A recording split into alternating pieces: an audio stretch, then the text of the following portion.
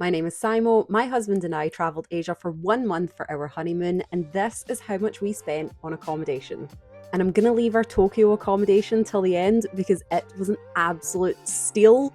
So keep watching to the end to see that one. Okay, so up first, our hotel in Kowloon in Hong Kong. So we really enjoyed the location of the Kowloon hotel. It was on obviously Kowloon side and not Hong Kong side, so do keep that in mind if you are travelling to Hong Kong.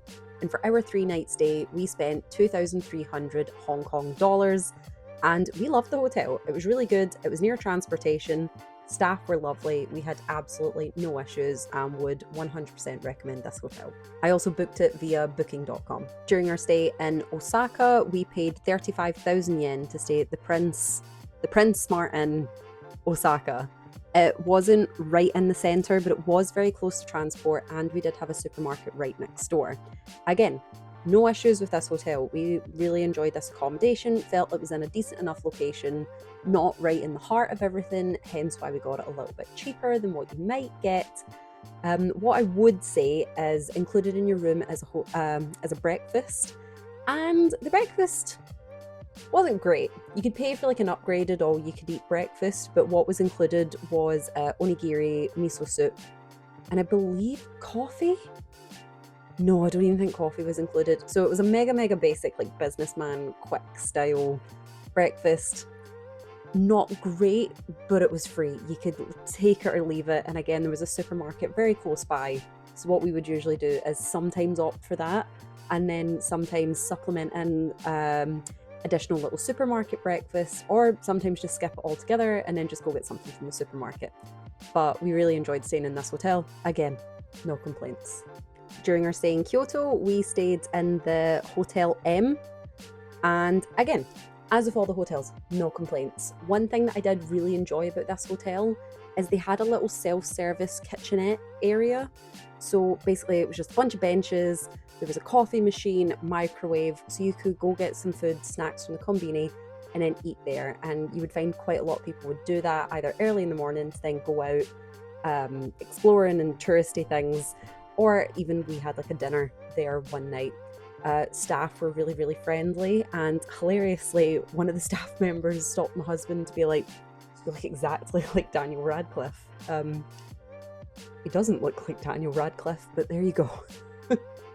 In Fukuoka, we spent, I believe it was 24,000 yen, staying at the Appa Hotel Ekimae, which Ekimae literally means, I believe, in front of the station. So obviously there was transport incredibly close by, a couple little coffee shops, eateries, all nearby. So again, we felt decent enough location, good price for us. And this was the epitome of like tiny hotel rooms, because if you have travelled about Japan, you know that the hotel rooms are very small. This was no exception. It was a very small hotel room, but again, we, when booking travel, don't really care about anything luxurious about the hotel. We just want somewhere safe, clean, and this ticked those boxes for us. And it also had a sort of more traditional Japanese style breakfast that husband didn't love like most of it, but I really enjoyed like 99% of it. I thought it was great. He did have enough there that he enjoyed it and thought it was a good breakfast, but yeah, again, highly recommend that hotel.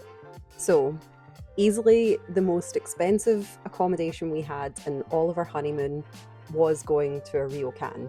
We decided to stay in a ryokan in Yufuin, and this was a dream come true for me. I was like, I don't care how much it costs. I don't care if we're there for only one night. I want to stay in a ryokan, and I will never stop recommending this to anybody that goes to Japan. It was honestly such a highlight of my trip. So it was very expensive. I believe it was 174,000 yen. So pricey. You can get ryokans a lot more expensive than this, but what that includes is your breakfast and your dinner, and it was the most stunning foods. All of the staff were so friendly, so lovely. You're also staying, like, it had its own private onsen facilities. You're staying in a beautiful mountain area. They would offer you a taxi service to and from the little town so you could go exploring. It was sheer perfection in my books, and I will never ever stop recommending that people stay in some sort of traditional ryokan.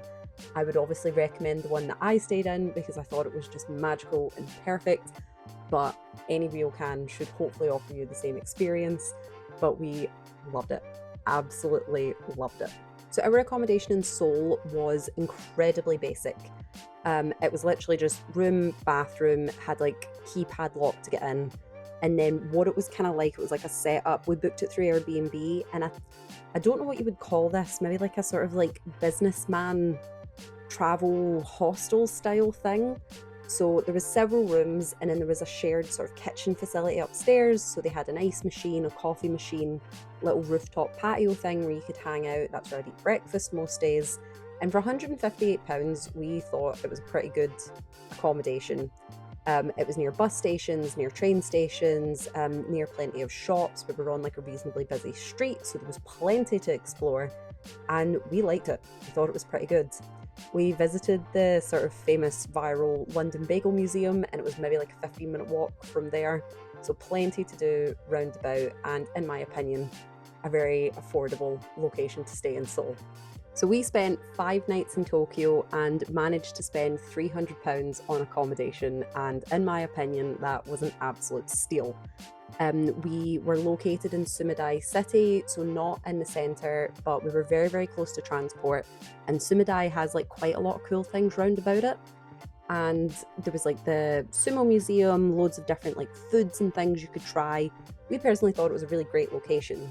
And it was such a cool place to go for our first stop in Japan, because it was a tiny little like Japanese apartment. So you had the Japanese style toilet, Japanese style bathroom, tatami mat floors. You had the tables where you'd have to kneel at to eat, and then you even had the futon style beds to sleep on. The very first night, we didn't have a great night's sleep.